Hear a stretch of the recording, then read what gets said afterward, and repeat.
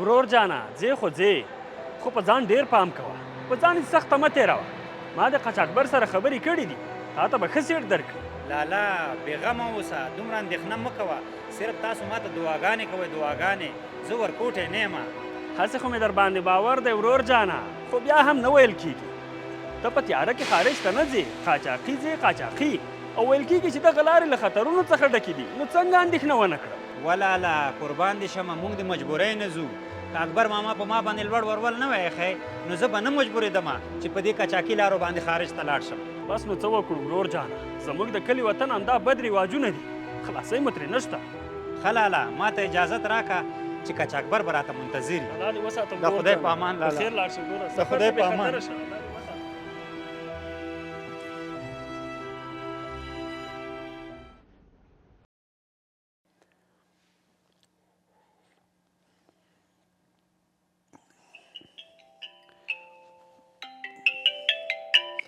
بله سلام علیکم څه شی ولې په ملنګ څه شوي دا څه وایې و خدایه غرق شوم تباه شوم ملا مې ماته شوه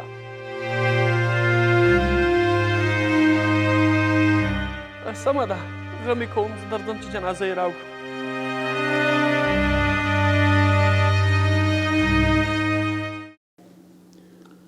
الله دې وبخي الله دې اجر درکړي حق لار ده الله دې وبخي خدای دې اجر درکړي باقي مې خدای دې غم وساتي او ټول په دغه لار روان یو الله دې جنت فردوس ورکړي یا الله تعالی الله دې وبخي الله دې وبخي الله دې وبخي بس وروره خفه کېږه ما حق لار ده ټول په دې لار ځو الله دې اجر درکړي او باقي مې خدای دې غم وساتي خدای په امان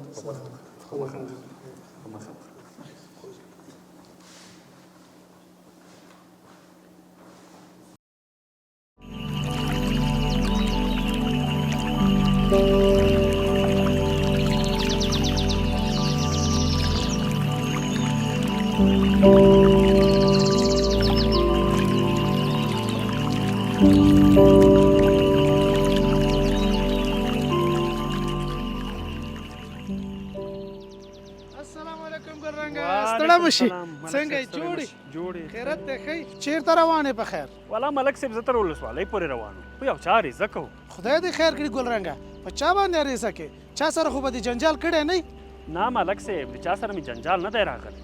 ځم چې په اکبر ماما باندې د ملنګ د وژلو دعوه وکړم په دې خاطر عریضه کوو ګوره ګلرنګه ستا ورور خو خارج ته د قاچاقي لارو پر مهال وفات شوی په دې کې نو د اکبر ماما څه ګناه ده ټوله ګناه د اکبر ماما ده که هغه په موږ باندې دومره لول ورور نه وای ایښی نو نه مجبور یو چې خپل ورور خارج ته په قاچاقي لارو ولیکو او نه به ورسره داسې پیښه کېده ګوره ګلرنګه وروره ستاسې دعوه باطله ده ځکه تاسې هر څه ورسره منلي دي که چیرې تاسې نه وی منلی خوښ هم نه وی نه به هم کولی ترې لور ښه ملک صاحب اخر د دې ظلم مخنیوی به څنګه کېږي تر څو به زموږ زلمي د دې ظلم ښکار کېږي ګوره ګلرنګه وروره د دې خبرې حل موندل شوی دی خو موږ او تاسو ته خبر نه یو امیر المؤمنین شیخ هیبت الله حفظه الله په دې هکله باندې فرمان صادر کړی دی دغه فرمان دی ورته غوږ شه